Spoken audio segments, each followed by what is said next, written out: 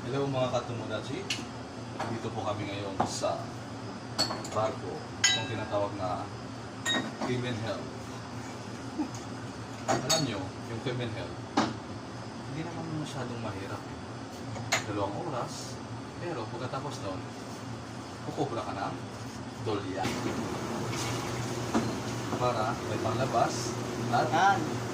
hindi na kukunin sa Sahod. sahod. Pangkain ng ramen. At para din sa pamilya. Shoutout nga pala sa mga tomodachi dyan, mga Mindanawans from Pulumulok sa Cotabato. Ito, huwag kayong mag-alala. Mag-subscribe lang kayo sa RQ TV Tomodachi. Don't forget to subscribe. Mga Tomodachi, like, share, and subscribe.